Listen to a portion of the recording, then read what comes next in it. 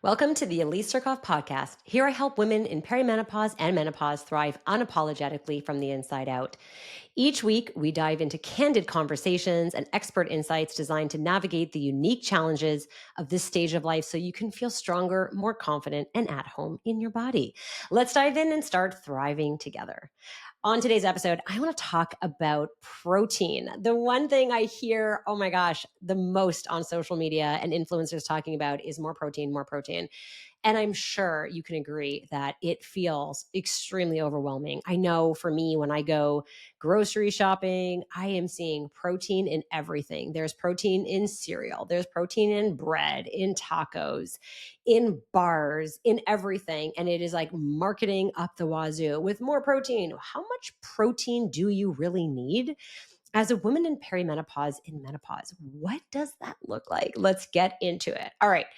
First and foremost, protein. What the heck is it? So there are three macronutrients: proteins, fats, and carbohydrates. Carbohydrates, you need them. Don't be afraid of them, please. I will do a whole other episode on that. But you need carbohydrates because glucose, which is what carbohydrates are, glucose breaks carbohydrates breaks down into glucose in the body, and then glucose is used by your body. All right. So you need this to go for a run, to get up in the middle of the night and pee, all the things. Anytime you need energy, you need to have your glucose or carbohydrates. So I'm going to say this really clear for the ladies listening in the back, but glucose from carbohydrates is the only fuel source for your brain. So you need it. All right. So please do not undercut carbohydrates in your diet. Sure, yes, we can have less certain times if you're less active. Okay, but let's not go crazy and cut out carbs. We need them. Okay, so that's macronutrient number one. Number two are fats.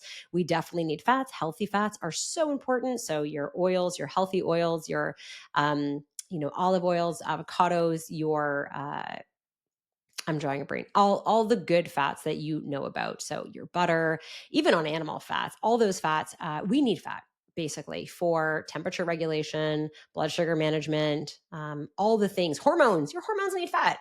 So please do not go fat free. Oh my gosh. Do you remember when that diet was around? If you grew up in the 80s, then you totally did it. Probably with me, where it was like the fat makes you fat. Okay, we're not going to do that anymore because we learned better. So carbohydrates, fat, and the last one being protein. Why does protein get so much dang attention? All right, protein is your like Mac daddy of nutrients here, your macronutrients. Protein is your biggest bang for your metabolic buck. It has the highest thermal effect of food, which means that when you eat protein, let's just simplify this, and your body is digesting it, you're actually burning calories digesting protein over any other macronutrient.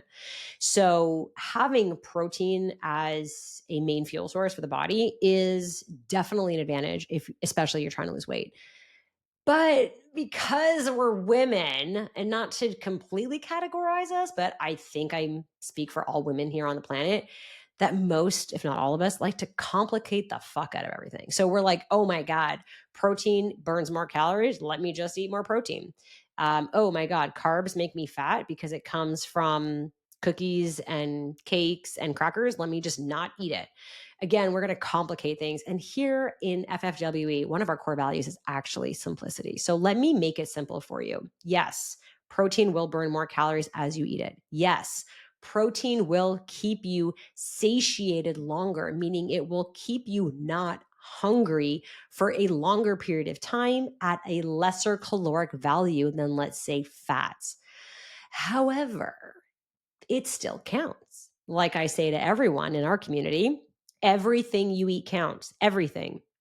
And if you've ever done Weight Watchers and you know that there's the quote unquote free foods, then you'll be like, but Weight Watchers told me it's free. The fuck no, it's not. Nothing is free. Everything has a consequence. Everything has a caloric value unless it's water. All right. So let's just debunk that right there.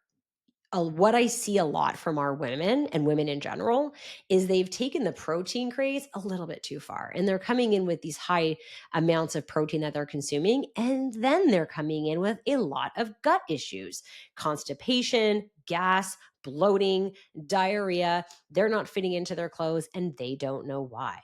Well, I'm going to tell you, it's the quality of food that you're eating. Yes, we need to eat more protein. I am here to tell you and sing it and scream it from the top of my lungs, like I always have for decades. You need more protein, but then we need to put the brakes on what that actually looks like. So, to keep it super simple, I like about zero point 0.7 to zero point 0.8 grams of protein per pound of ideal body weight. Now, I have changed my mind on this. I used to say 1 pound of protein per pound of ideal body weight. But let's say the average woman is 150 pounds, that's 150 grams of protein. That's a really hard amount of protein to hit for a lot of women. It requires a lot of prep, a lot of organization, a lot of pre tracking to make it fit. And I'm not saying you can't do that. You absolutely can do that. I usually consume about 150 grams, 140 to 150 grams of protein, but it is definitely with careful consideration and calculation. Most women who are trying to maintain or lose weight in perimenopause or menopause or come in frustrated and hear that they need to eat more protein are not at the level where that is easy. It feels very tedious. It feels overwhelming. They feel like they're failing. And then they flip into the fuck it mentality where it's like, forget it. I'm just not going to do it. Or they're so obsessed with hitting that 150-gram number that they're putting protein in everything. And then we're seeing the gut issues. So I personally like pulling back a little bit and then going up. The other thing to consider is how much protein were you eating already? So, for example, if someone comes to me and they're eating 100 grams of protein and I bump them up to 120, 130, that should feel very comfortable. That's about a couple ounces more at maybe 2 meals per day of food. So instead of having 3 ounces of chicken, have four. Instead of having 1 scoop of protein powder in the morning, have a scoop and a half, and they can usually hit that pretty easily. But what about the woman who is eating 40 grams of protein and then she comes in and she's got to eat 130 grams of protein? Girl, that is hard. And I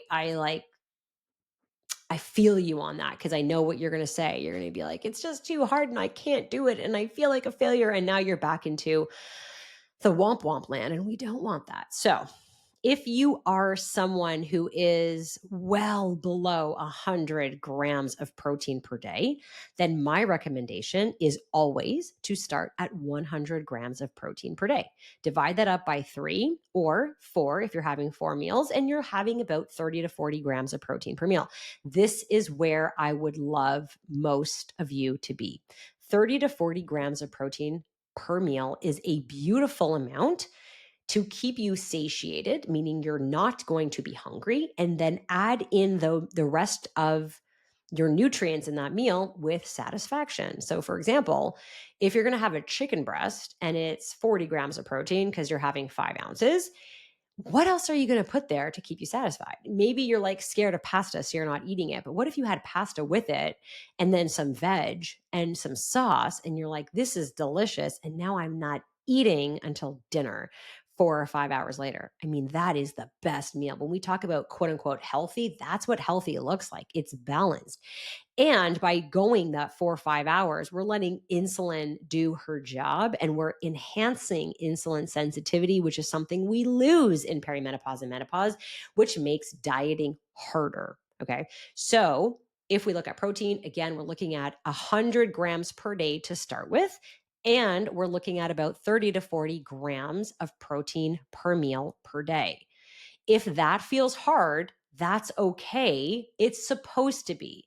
Eating appropriately and with intention is something that is your responsibility.